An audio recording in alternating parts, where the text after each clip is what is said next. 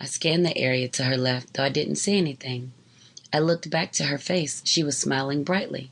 I kept looking at her like, what? What's for me? She recognized my expression, which caused her smile to dim, and said, the roses. Those were delivered for you a few minutes ago. I looked again, and there they were. Less than 2 feet from my face. I mean, literally right there. An amazingly beautiful bouquet of a dozen roses in a crystal vase. Wow, how did I miss those? I stammered over my words. Are you sure? How do you know? Who sent those? I took a deep breath and finally managed. Thank you for receiving those for me. She went on and on about how beautiful they were and what a sweet, loving gesture. I'm sure I was nodding in agreement, wasn't I?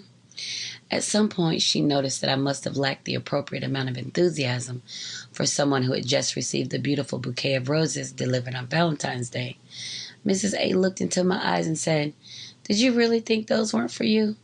I just shrugged and replied, well, I wasn't expecting anything, so I guess it just caught me off guard.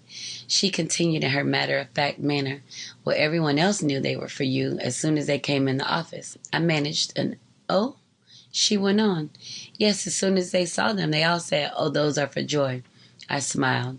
She continued, seems like you're the only one who gets them each year at Valentine's. Finally, she said, do you know who sent them? I shrugged. Chance is the only person I'm seeing, but he'll be here tomorrow, so I don't think he would send roses today. She responded with, well, read the card.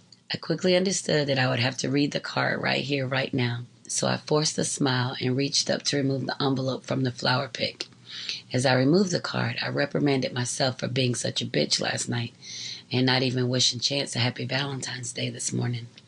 He has forgiven me. I must forgive me for many things. I looked at the card and began reading it aloud. I may not have been your first date, first kiss, or even your first love. I just want to be your last everything.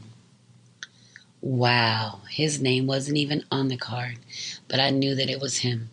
That hashtag everything is what we use when we converse on social media. We also send it in text messages to let the other person know that they're being thought of. Damn, Chance, I am not worthy. To keep listening to this audiobook, I've left you a link in the description so you can do it at no cost thanks to Audible's 30-day free trial.